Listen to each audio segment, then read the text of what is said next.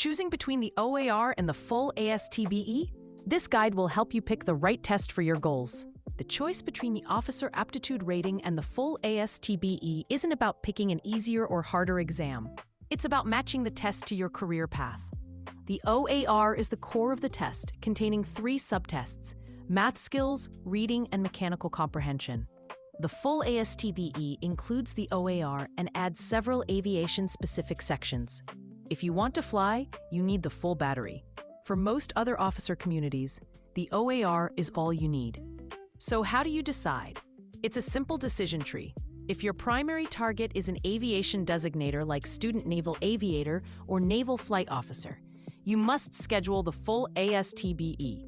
If you are targeting a non-aviation community, such as surface warfare, supply, or intelligence, you should schedule the OAR-only test. Be careful with the idea of keeping aviation open. This strategy means you should plan for the full ASTB-E from the start, because an OAR-only attempt won't produce the aviation scores you'd need later. One of the most common points of confusion is the scoring. The OAR and the aviation composites use completely different scales. Your OAR score is reported on a 20 to 80 standardized scale, and this is the number that non-aviation selection boards will review. In contrast, the aviation composites, AQR, PFAR, and FOFAR, are reported on a 1 to 9 Stanine scale. If you hear someone mention a single-digit score, they are talking about aviation results, not the OAR. Knowing the difference is key. If you choose the OAR-only path, your work isn't over. You need to know the specific score your target community requires. These minimums are set by official documents called program authorizations.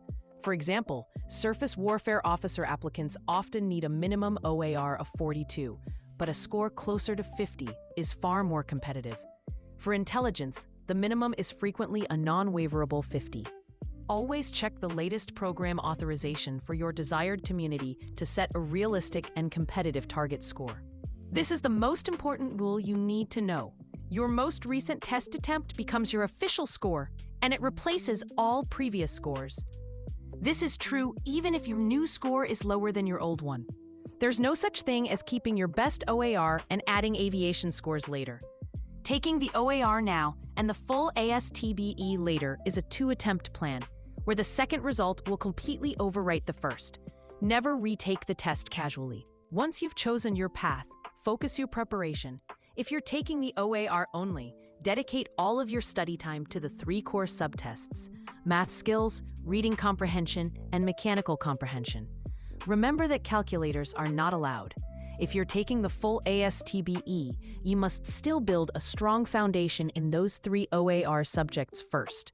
A weak OAR score will drag down your aviation composites. Only after mastering the core should you add dedicated prep for the aviation-specific sections. Making the right choice between the OAR and the full ASTB-E is the first step toward a successful Navy officer application. Don't miss an attempt or waste prep time on the wrong test. To master the 3 core subtests that every applicant needs, visit Open Exam Prep for free, timed practice questions, detailed explanations, and our complete OAR study guide.